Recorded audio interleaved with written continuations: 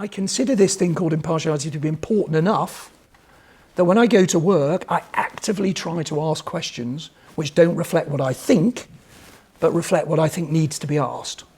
So that I will, I had a run-in which became quite well known with George Bush, where I asked him whether he was in denial about the Iraq war. He said, he got very cross actually, he said something about the Iraq war, and I said, Mr. President, on the basis of what you've said, some people will think you're in denial about the Iraq war. And he pointed at me, he was about as close to me, I'm you and he's me here. He said, it's bad in Iraq, sir, will that do? Because he was seeming to deny it. And I said, it won't do at all. No, I didn't say, I thought it won't do at all because I needed a long soundbite for the TV news and that was far too short. So I actually shouted out, why didn't you say so before? Which produced an explosion from Bush. He started sort of pointing at me throughout the news conference. Now, if you had judged my views by what I thought at Oxford, you would have said I'd never have asked that question because I'd come from, as it were, a kind of right-wing perspective. So, therefore, I must be pro-America, I must be pro-war. I asked it because I thought that's the question that Bush needed to be asked. So, I don't find it difficult. The reason I said no and yes, the hardest thing is to deal with the bias you're not conscious of. It's your assumptions. Those are hard, and that's why you've got to have friends and colleagues and other people who say, are you sure you got that right? Have you thought of this? And if you don't constantly challenge yourself, which I try to do, you shouldn't be in journalism. Now, one last anecdote briefly, because this is my favourite anecdote, and I've been a bit serious. I'm going to stand up because it's an easier story to tell.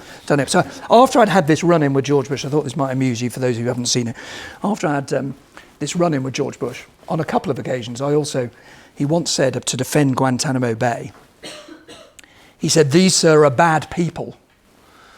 And I came back at him and said, in 4 words, you've just summed up why people don't trust you with the liberties of people who've not had a fair trial.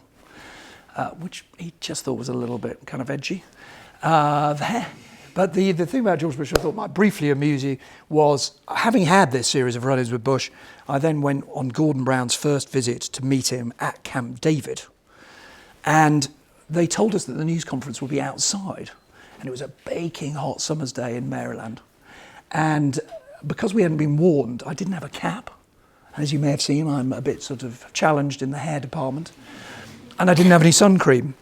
And because these trips with the Prime Minister are a bit like school trips, you just get made to wait around for hours, we were there for 2.5 hours before the news conference started. It was incredibly hot. Anyway, it came to the news conference. The Prime Minister picks me out to ask a question. I said, Nick Robinson, BBC News, and the President said, you still hanging around? And I thought, I can't have another row with him because this is just getting embarrassing now. So I said, well, Mr. President, it's a delight to be back in your country. And asked him an incredibly boring question. Thought, I've got to wait with it. Nobody's looking at me. At the end, I need a prop. At the end of the news conference, it's so hot, I'm starting to do this. Right? And I've gone bright red, like a sort of, one of those Belisha beacons for crossing the road. And Bush, by this stage, is doing what you and I did upstairs when we had our photographs done in the library, doing what's called a grip and grin. Do you know what a grip and grin is?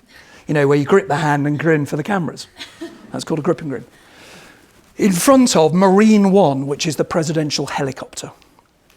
And just as they're in this amazingly important photograph, it's the whole thing is Bush as close to Gordon Brown as he was to Tony Blair? Is the special relationship going to be okay? I'm doing this at the end. And the president catches my eye and says, as close as I am to you now. And he says, next time you should cover your bald head. And I think I'm being insulted by the leader of the free world on coast-to-coast television and internationally. Anyway, at this point, the President and the Prime Minister start to walk, which are the big photo opportunities with this helicopter here at the back. And when you get stared at, did you ever have as a kid? Everyone stares at you because something's been said. Oh, he told him, didn't he? So everyone is staring at me. I feel the need to say something. So I said, I didn't know you cared, Mr. President. Thinking, there's no way he'll hear because he's sort of doing this. And Bush is walking, he turns around and says, I don't. So, from that moment on, I knew never to underestimate George Bush. Well, please join me in thanking Nick Robinson.